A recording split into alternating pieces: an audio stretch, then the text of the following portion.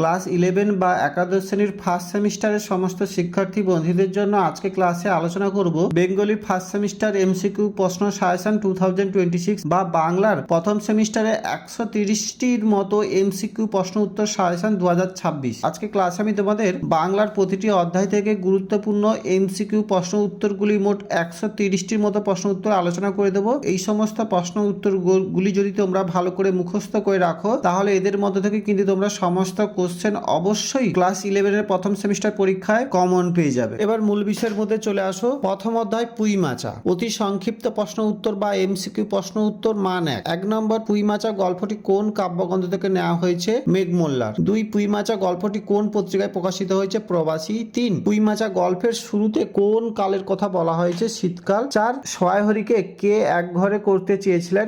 কালীময় ঠাকুর। 5, পুঁই মাচা গল্পে খেন্তির বয়স কত? 15। 6, সয়াহরি বড় মেয়ের নাম কি? খেন্তি। 7, সয়াহরির মেজ মেয়ের নাম কি? পুটি।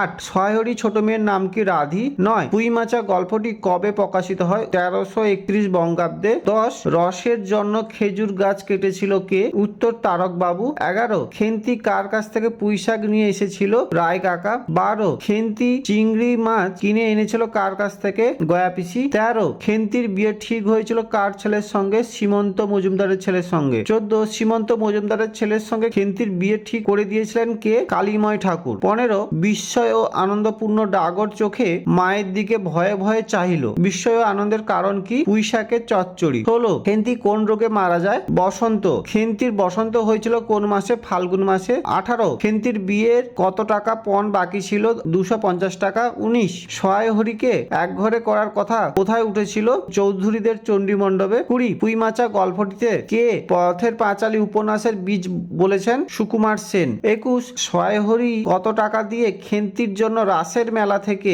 কালো জামাটি কিনেছিলেন? 2.5 টাকা। 22, দিদি বড় ভালোবাসতো। এখানে কি ভালোবাসার কথা বলা হয়েছে? পিঠে। 23, সয়াহরি মেয়েকে শ্বশুর বাড়িতে কোন মাসে দেখতে গিয়েছিল? পৌষ মাসে। 24, কার নামে নীলকুচির আমলে বাঘে গরুতে এক ঘাটে জল খেত? পরমেশ্বর চাটুর্যে। 25, বিবৃতির অনুযায়ী তোমাদের সাজাও। এই কোশ্চেনটা ভালো করে দেখে রাখো। 26, পাত্রটির বয়স খুব বেশি কোনো মতেই হইবে না। বয়স কত? 40। 27, পুঁই মাচা গল্পে কার বাড়িতে খেজুর গাছ কাটা হয়েছিল?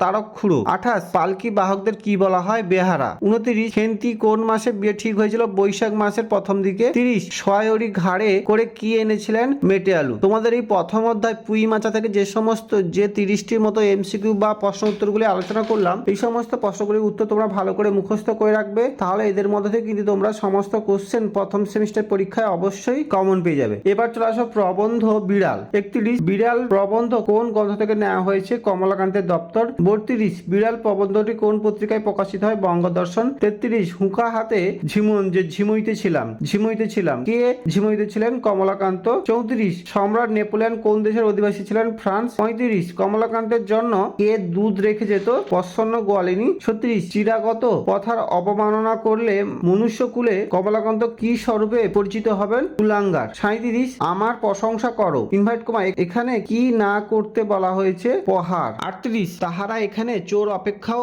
অধার্মিক। কারা? সাধু। 39, যে কখনো অন্ধ মিষ্টি ভিক্ষা দেয় না সেও একটা বড় কি? রাজা। 40, আমাদের অপেক্ষা তাহাদের ক্ষুধা বেশি। কাদের কথা বলা হয়নি? ধনী। 41, তবেই তাহার পুষ্টি কার পুষ্টি? গৃহমার্জারদের। 42, তাহা দরিদ্রকে দিবে না কেন? এখানে কি না দেওয়ার কথা বলা হয়েছে? বাড়তি খাবার। 43, সোশ্যালিস্টিক এর বাংলা প্রতিশব্দ কি? সমাজতান্ত্রিক। 44, যে বিচারক চোরকে সাজা দেবেন তাকে বিড়াল কতদিন উপবাসের কথা বলেছেন? 3 দিন। কমলাকান্ত 3 দিন উপবাস করলে কার ভান্ডার ধরা পড়বে বলে বিড়ালের ধারণা? নসিরাম বাবুর। 46, যখন বিচারে পরাস্ত হবে তখন গম্ভীরভাবে উপদেশ প্রদান করিবে। ইনভার্ট কমা, কারা?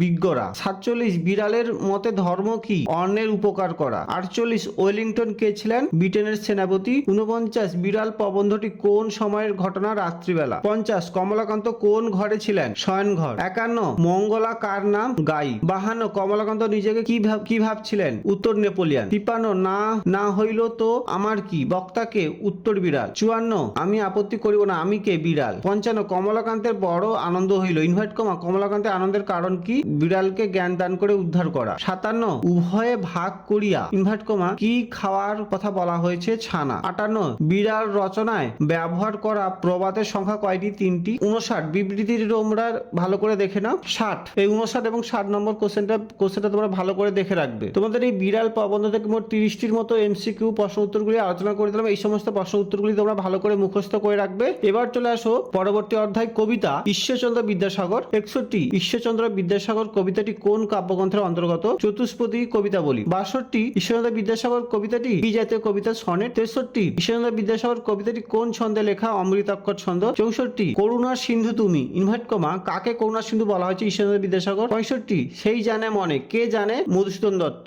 66 দিনের বন্ধু কে ছিলেন? ঈশ্বরচন্দ্র বিদ্যাসাগর। 67 হেমাদ্রি শব্দের আক্ষরিক অর্থ কি? স্বর্ণাভ পর্বত। 68 কিন্তু ভাগ্য বলে পেয়েছে মহাপর্বত ইনভার্ট কমা এক্ষেত্রে মহাপর্বত বলতে কি বোঝানো হয়েছে বিদ্যাসাগরকে? 69 কি সেবা তার সে সুখ সদনে ইনভার্ট কমা কার সুখ সদনের সেবার কথা বলা হয়েছে? গিরিশের। 70 ঈশ্বরচন্দ্র বিদ্যাসাগর কবিতায় কোন সুখ সদন এখানে বলা হয়েছে কথা বলা হয়েছে? হিমালয়ে সুবর্ণ চরণে আশ্রয় নেওয়াকে বলা হয়েছে। 71 কিঙ্করী শব্দের অর্থ কি? দাসী। 72 কবিতায় অমৃত ফল বলতে কি বোঝানো হয়েছে? বিদ্যাসাগরের অকৃপণ দান। 73 দিবসে শীতল শাসী ছায়া দান কে করেন? বনেশ্বরী। 74 হেমাদ্রির হেমক্লান্তি অম্লান হয় কিসে? সূর্যের কিরণে। 75 সদনের সমর্থক শব্দ কি? গৃহ। 76 তরুদল কি যোগান দেয়? উত্তর অমৃত ফল।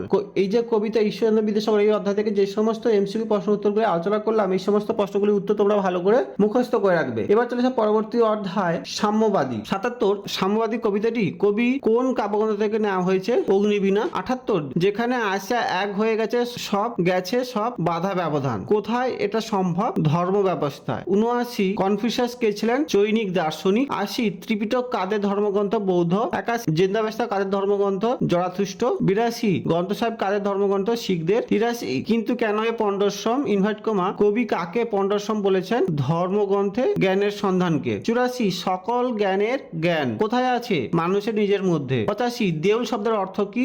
দেবকুল। 86 সমস্ত দেবতার মন্দির কি? মানুষের মনে। 87 অমৃত হিয়ার নির্ভীত অন্তরালে কে হাসেন? দেবতা ঠাকুর। 88 নীলাচল কি? উত্তর পুরী। 89 ঈশামুষা হৃদয়ের কার সন্ধানে পেয়েছিলেন? উত্তর সত্যের পরিচয়। 90 বাসির কিশোর বলতে কাকে বোঝানো হয়েছে? শ্রীকৃষ্ণকে। 91 সাক্ষ্যমণি কে ছিলেন? উত্তর বুদ্ধদেব। 92 কোরআনের গান কবির কাছে কিসের গান? উত্তর সাম্যের গান। 93 কাশী মথুরা বৃন্দাবন ইনভার্ট কমা এই 3 পূর্ণভূমির অবস্থান ভারতের যে রাজ্যে তার নাম কি? উত্তরপ্রদেশ। তোমাদের আজকের ক্লাসটি কেমন লাগছে অবশ্যই একটা লাইক এবং কমেন্ট করে জানিও। আর ক্লাসটি যদি ভালো লেগে থাকে অবশ্যই তোমাদের বন্ধুদের মধ্যে এই ক্লাসটি তোমরা শেয়ার করতে পারো। আর তোমরা যারা এখনো পর্যন্ত আমাদের এই ইউটিউব চ্যানেলটিকে সাবস্ক্রাইব করোনি তোমাদের কাছে একটি ছোট্ট অনুরোধ থাকলো আমাদের এই চ্যানেলটিকে সাবস্ক্রাইব করে বেল আইকন প্রেস করে পাশে রেখো তোমরা সবাই। এবার চলে এসো পরবর্তী অধ্যায় বিশাল ডানাওয়ালা এক থুতথুড়ে বুড়ো। 94 বিশাল ডানাওয়ালা এক থুতথুড়ে বুড়ো গল্পটি কে অনুবাদ করেছেন? মানবেন্দ্র বন্দ্যোপাধ্যায়। 95 পেল্লাইয়ের স্ত্রীর নাম কি? এলিসেন্দা। 96 পরশিনীর মতে থুতথুড়ে বুড়ো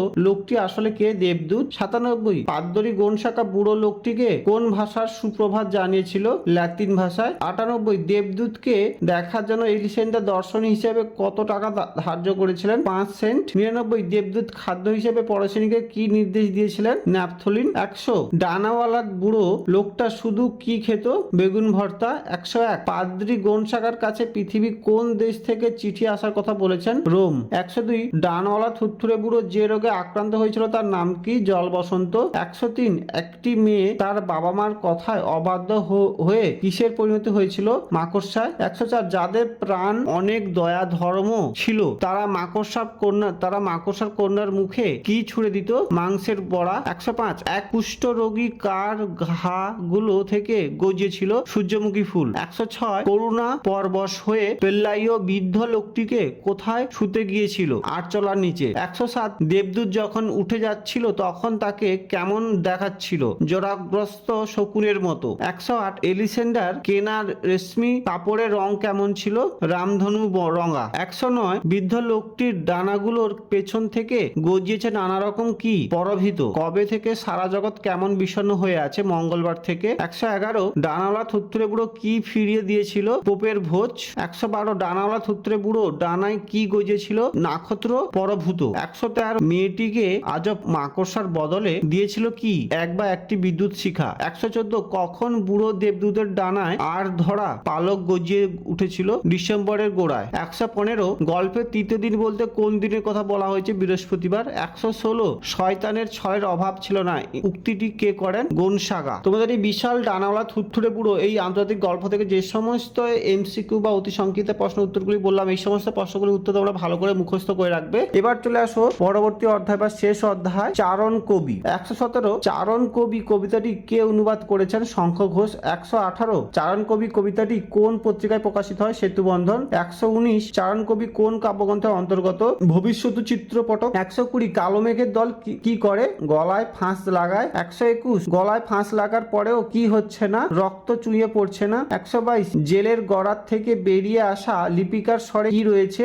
যে মায়ের বেদনাশ্রু। 123 কবি তখন ভয় পায়, কবিকে তখন ভয় পায় ওরা, ইনভার্ট কমা, ওরা বলতে কাদের কথা বলা হয়েছে? অত্যাচারী শাসক। 124 যখন কাঁপন লাগে জিভে, ইনভার্ট কমা, কথাটির অর্থ কি? প্রতিবাদের উচ্চারণ। 125 কবি তার সুর নিয়ে শ্বাস ফেলেছেন কোথায়? জনতার মাঝখানে। 126 ফাঁসির মঞ্চ কোথায় মিলিয়ে যাচ্ছিল? মাটিতে। 127 ফাঁসির মঞ্চে শেষ পর্যন্ত কাকে ঝুলে দেওয়া হয়েছিল? ঠাসুরকে। 128 যখন কাঁপন লাগে জিভে, ইনভার্ট কমা, কথাটির অর্থ কি? প্রতিবাদের উচ্চারণ। 129 চারণ কবি কবিতার পংক্তির সংখ্যা কয়টি? 24টি। 130 কোথায় আরো শক্ত করে জড়িয়ে দেওয়া হয় ফাঁস? গর্দানে। 131 কবি তার সুর নিয়ে কোথায় শ্বাস ফেলেছেন? জনতার মাঝখানে। 132 ফাঁসুরে কারা? শাসক দল। তোমাদের এই চারণ কবি অধ্যায় থেকে যে সমস্ত এমসিকিউ প্রশ্ন উত্তরগুলি আলোচনা করলাম, এই সমস্ত প্রশ্ন উত্তরগুলি তোমরা ভালো করে মুখস্থ করে রাখবে। তোমাদের আজকের ক্লাসে বাংলা বিষয়ের প্রতিটি অধ্যায় থেকে মোট 130টির মতো গুরুত্বপূর্ণ এমসিকিউ প্রশ্ন উত্তরগুলি আলোচনা করে দিলাম। এই সমস্ত প্রশ্ন উত্তরগুলি তোমরা ভালো করে মুখস্থ করে রাখবে, তাহলে এদের মধ্যে থেকেই ক্লাস 11 প্রথম সেমিস্টার পরীক্ষায় তোমরা সমস্ত এমসিকিউ প্রশ্ন অবশ্যই কমন পেয়ে যাবে। আজকে ক্লাসটি এখানেই শেষ করলাম। ক্লাসটি কেমন লাগলো অবশ্যই একটা লাইক এবং কমেন্ট করে জানিও। আর ক্লাসটি যদি ভালো লেগে থাকে অবশ্যই তোমাদের বন্ধুদের মধ্যে আজকে ক্লাসটি শেয়ার করো। আর তোমরা যারা এখনো পর্যন্ত আমাদের শিক্ষাঙ্গন ইউটিউব চ্যানেলটিকে সাবস্ক্রাইব করোনি, তোমাদের কাছে একটা ছোট্ট অনুরোধ থাকলো, আমাদের এই চ্যানেলটিকে সাবস্ক্রাইব করে বেল আইকন প্রেস করে পাশে থেকো তোমরা সবাই।